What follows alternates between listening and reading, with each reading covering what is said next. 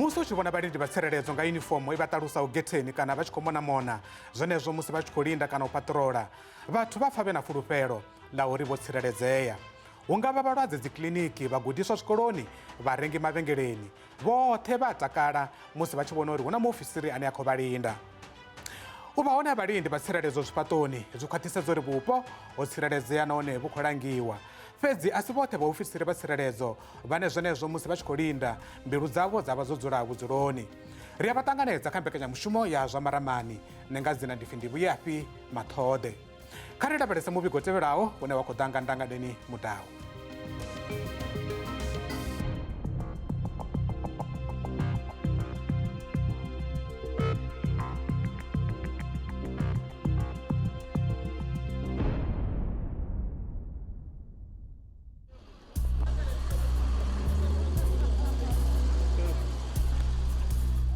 Afrika Tshipembe hu na vhalindi vha tsireledzo vha zwigidi na zwigidi. Kanzhi vha shuma awara ndapfu. U wana mulindi a tshi khou mona zwifhaṱoni a tshi livha ngeno na ngei o fara na radio dza vhalindi, thoshi ngeno ambara yunifomu ya khamphani. Ngauralo ndi zwa ndeme uri mulindi wa tsireledzo a dzule o fhaṱuwa. Honeha vhaṅwe vhashumi zwezwo vhe mishumoni yavho vha tshi khou ḽa muṱodzi u shamani nga mulandu wa u ofha u tambudzwa a vho ngo tenda uri sumbedze zwifhaṱuwo zwavho. Zwi tshi thoma zwithu zwo ḓisumbedza uri hu na something tsha bad kana tshi si right cause ri tshi thoma nga dzi 1 dza March vha ri vhudza uri contract i ḓo ḓa before 5 days then contract a i ngo ḓa ri tshi vhudzisa ndi afho ya thoma problem. Ndri a u vhudzisiwe tshithu then probation ya fela. After probation, maybe a week after probation vha ḓisa contract dza probation vha ri sainisa dzone and then ndi afho ye ra thoma u vha hone na problem ra vha ri khou hana hedziḽa contract then until now a ri thu dovha ra sainisiwa dziṅwe contract. Re la ka tšhelete ge re tla mmerekong re tlo berekela tšhelete a kere ga ba re fe tšhelete ba re fa go yona 5,000 randa is nothing gore nka support-a bana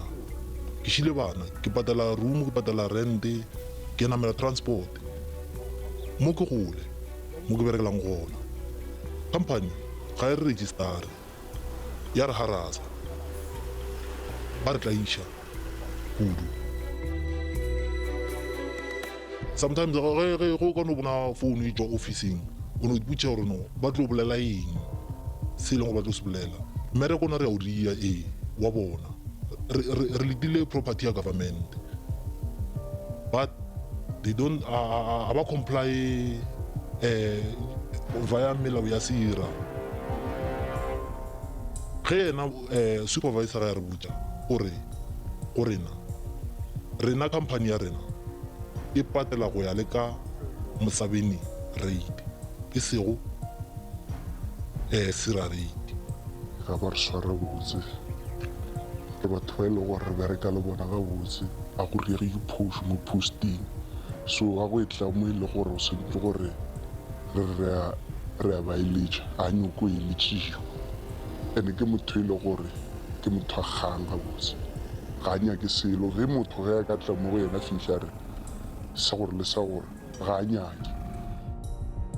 ge government ya mpatela still o sa boela gape ka tao mo le basic e le 7 point something wa e bona mo le le gore yena o sentse gore a re fe ma 9 point something wa e bona jalo ka mokgwa re tshwarego ka gona a re kgatlhege. Mosabeni Security Project ndi iṅwe ya dzikhamphani dza tsireledzo dzo ṋetshedzwaho thendela ya u ṱhogomela dzikiḽiniki dzi paḓaho 13 vhuponi ha Sekhukhuni vunḓuni ḽa Limpopo nga vha muhasho wa mutakalo wa vunḓu. Khamphani iyi yo tholaho vhashumi vha paḓaho ḓana i khou pomoka u sa tshimbidza zwithu nga ngona na u fara vhashumi vha tshiṱuhu. Ri tshi thoma u vhudzisa uri wa ri si khou badeliwa ro vhudziwa upfhi riṋe vha Musavheni a ri shumisi security rate and a ri shumisi labour rules riṋe ri shumisa Musavheni project rules then ndi afho ye a thoma u vha na problem then instead yo ri fhiwa tshelede nga nḓila ine vha funa ngayo yeah, like mwanga wana 5,000 mwa 4,000 yeah, then ubva po aretendi uamba.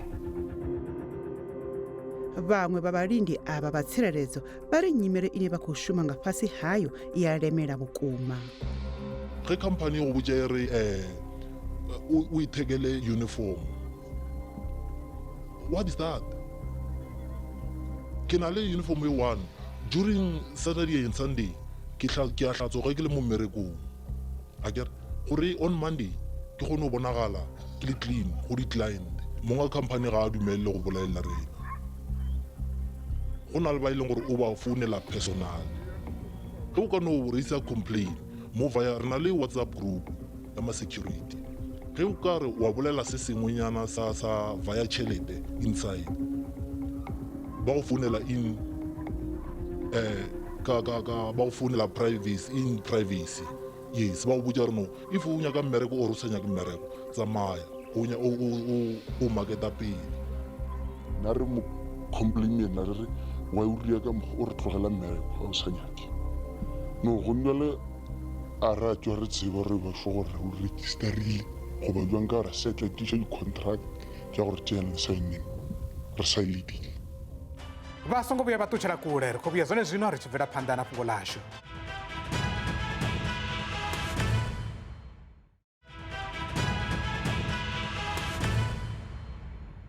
kanzhi vhalindi vha tsireledzo vha konḓelela u shuma vhe fhasi ya nyimele dzi konḓaho vhukuma u katela awara nnzhi vhe mishumoni, miholo ya fhasi na u shushedzwa hune vha ṱangana naho. Musi zwo rali zwi tea u tou itwa hani musi vhatholi hu vhone vhane vha khou sumbiwa nga minwe uri vha khou kandekanya pfanelo dza vhashumi? Muvhigo washu u khou bvela phanḓa. vhalindi ava vane va ri va shuma vhe na nyofho ngauri va dzula va tshi khou shushedzwa uri vha ḓo thathiwa na vhone a vho ngo tenda uri ri sumbedze zwifhaṱuwo zwavho. a re hwetše chance ka gore once o ka no dira mistake wa ngwala groupong gore 1 2 3 o receive call e go threatena gore ga o sa kgotlelele pack and go. Do you have contract ya lona ya mmereko? Eka contract ya lona le isaenile nga le qala mmereko? Gone sa re sena ya 3 months probation. 3 months it was from May to For March, April, May till May. Ke tla mmereko ngo tšatši la tšatši a ke tsebe gore na ke registate goba ga ka registariwa. Payslip sa re ke e hwetša ga i1 ene ga ba ntosetše selo and payslip ya ka e appear gore ke hirile ka grade mang ka baka la gore le contracta ka e saena. vhashumi vha khou lila uri vha sokou shuma fhedzi a vha ḓivhi uri vha ḓa hola vhugai nahone zwezwi zwi khou vha sia vhe na mutsiko. Gane le tšeng di no swarša ka stress mo di bona o bona tšhelete e se gone no fetša o ne o bona gore ga botsone a go rese mathomong re hwetšane 5.5 then e re boya ra hwetšana 4. malobanyana re hwetšane 6,000 mamma supervisor ge e tlile saeteng re botša dipotšišo and go ka hlokomela supervisor e need karabo gore ge supervisor o e botšiša e swantse gore e go tlhalošitše gore tšhelete e go botša gore e šhile nna ke tsebe ao a ba re patela ga botsa kere then ba re swara jela ka moseko ge ba ka tliša uniform ya go bontšha gore ke tlo change le gono a kere go sa sa ke ditei batho ba tlo tsena ditei kere and o tlo apara di-uniform e 5 days a o tšhila fela a gone ntho ya go ba gore ba go šao go tsana ba go mana goba ba re ba bolela mohlomongwe o fetole ka mokgwa o bodiše potšišo etšeng ba go botša gore na o nyakang why o bolela so go a ra gore a o sa nyaka mmereko ba tsa mo maketa ya ba batho.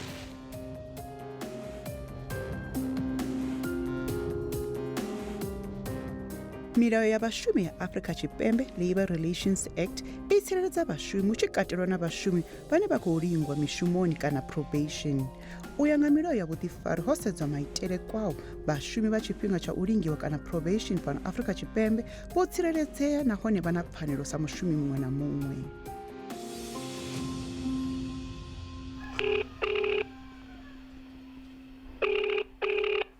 Alo mawe.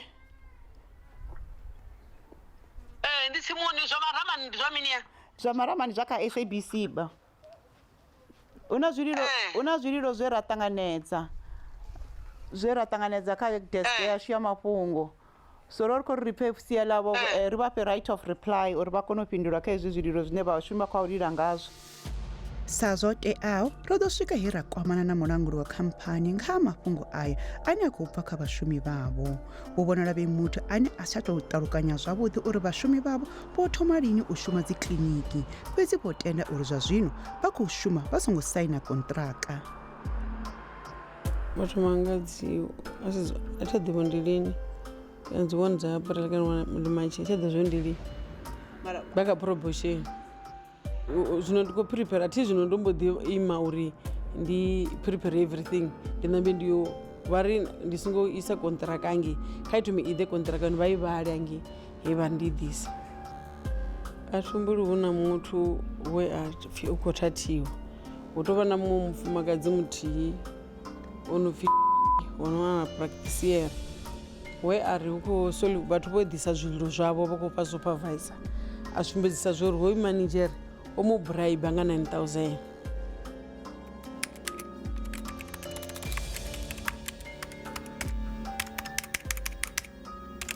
thingwanda ndi khou fheledza muthu mushumo ndo tori ndi ḓo tou vha shifter fara muthu wa muthu wenda uri mushumo wawo u khou fhela a hu na muthu wa muthu ane anga amba ri ndo ri mushumo u khou fhela ndo ri vhathu ndi khou tou vha shifter ndi vha bvise fhaḽa ndi vha pose fhaḽa ndi vha pose fhaḽa ndi vha pose fhaḽa kha dzi kiliniki dzedzeni dza vhaṅwe a hu na muthu wenda ḓo ri ndi ḓo mu shifter muthu ane anga tou pfhi anga fhelelwa nga mushumo ndi ane u khou voisa ndi ene a khou spreada ipfhi uri hu na robari u thoma approve robari ye ane a khou i amba ramba are a si approve ndi shuma hani na muthu ane uri ndi khou mu roba. Musi vha tshi vhudziswa nga ha miholo ine vha khou i holela vhashumi vho tenda uri maitele a sira a si ane vha khou a tevhedza vhone vha ita zwa khamphani yavho. Ndi khou vha holela ndo sedza uri vhaṅwe vhathu vho vha dziṅwe dzi khamphani vha khou holela vhathu vhugai ndi songo sedza zwa sira rate ndo sedza zwa dziṅwe dzi khamphani ndi ḓo lugisa dzi payslip ndo vhafha mara nda ndo vhafha dza vhaṅwe nda ndo vhafha dza miṅwedzi miraru iṅwe kiliniki ya nonga ene nda ndo ifha ya ṅwedzi muthihi ndi ḓo zwi lugisa tshiṅwe na tshiṅwe.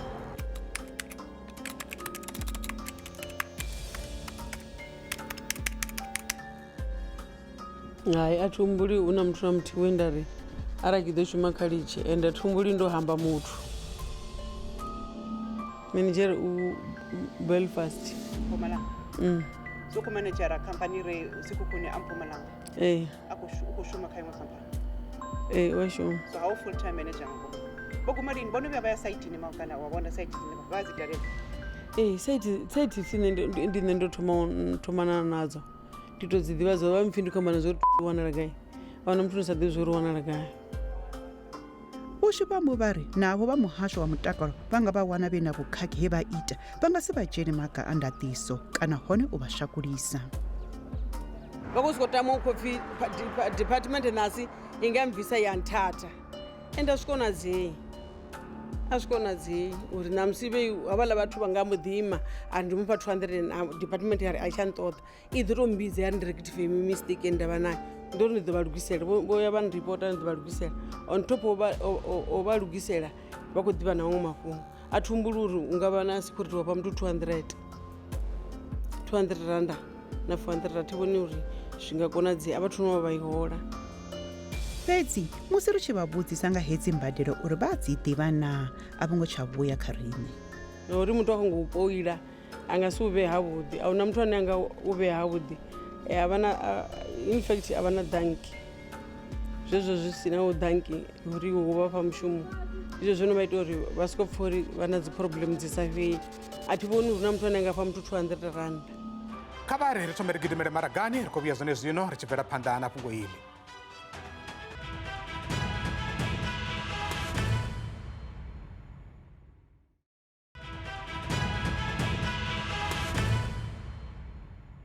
Ri khou dovha hafhu ra vha ṱanganedza zwa zwino ro dzhena kha luṱa lwa uvhina lwa mbekanyamushumo yashu ro ḓo bvela phanḓa na u sedzulusa fhungo iḽi hune vhashumi vhone vhaṋe vha ri a vha khou fara zwavhuḓi mishumoni fhungo ḽashu ḽi khou bvela phanḓa. vha tshiimiswa tsha National Bargaining Council for the Private Security Sector vha ri a si kale khamphani iyi yo ḓiṅwalisa lwa tshiofisi na tshiimiswa tshavho nahone a zwiho mulayoni u shumisa vhashumi nga nnḓa ha thendelano. Zwino Msabeni yo register na Bargaining Council yo register nga February 2026 nahone yo register director fhedzi sa ene muthu ane a vhori o linkiwa na khamphani. Main collective agreement ine ya vhori yo extendiwa na kha dzi non-parties i detaila nga clause 19 uri vhashumi vha funa u fhiwa dzi particulars of employment ezwo ri kwamba nga thendelano ine mutholi na mutholiwa vha funa u i saina. Heyo thendelano i funa u kona u amba zwidodombedzwa zwoṱhe zwa zwinonga address ya mutholi, address ya mutholiwa, zwidodombedzwa zwinonga uri mutholiwa ndi grade mini nahone u ḓo hola vhugai nahone u ḓo shumisa hani, u ḓo hola nga ḓuvha ḽifhio. So a zwo ngo tendeliwa uri vha thome u shuma vha sina yo contract. U ya nga main collective agreement a huna tshifhinga tsha probation. Arali mutholiwa tshi khou tholiwa ṋamusi u funa u saina contract ṋamusi nahone a huna tshifhinga tshine tsha pfhi ndi probation tshine tsha fanela u lindeliwa uri a ḓo registariwa na council uri vha kone u badela dzi levies to the council uri vha registariwe na health insurance hune vha ḓo wana hone nyalafho musi vha tshi vha na vhukonḓi ha zwa mutakalo. Vha funa u dovha hafhu vha registariwa na private security sector provident fund uri musi mishumo yavho i tshi fhela vha kone u ṱuwa vha yo claima dzi tshelede dzine dzo deductiwa dzo contributiwa kha provident fund so that they can sustain their lives throughout tshifhinga tshine vha ḓovha vha songo tholiwa.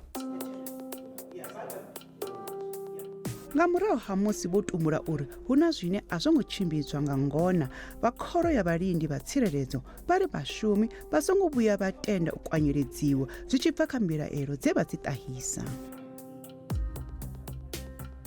Ṱhoḓuluso dzashu dze ra dzi ita nga dzi 29 sa June 2026 na dziṅwe dzi department dzine ra shumisana nadzo dzine dza nga department ya zwa vhashumi khathihi na SIRA ro wana uri vhashumi a vho ngo registariwa na SIRA, vhashumi a vho ngo registariwa na UIF, vhashumi a vho ngo registariwa na Provident Fund. Zwino zwe ra ita zwone musi ro no wana hovho vhuṱanzi ngauri ro ya hune address ya khamphani ya vha hone. However, a ri ngo kona u wana muthu hafho hune khamphani ya vha hone. Ndi hezwo zwe ra bvisa compliance order ine ya khou amba uri u bva nga March musi havha vhashumi vha tshi thoma shuma vha vho tea vho registariwa na Provident Fund, vha vho tea vho registariwa na health insurance, vha vho tea vho registariwa na council uri vha kone u badela dzi levy. Zwino ro issue compliance order ine ngauri a ri ngo wana dzi documents yo ina dzi fine and edzo dzi fine dzi a swika kha vhoma 600,000 rand. Vha ri hu na mbetshelo tshikalo tsha miholo tshi re mulayoni tshine tsha tea u tevhedzwa nga vhatholi.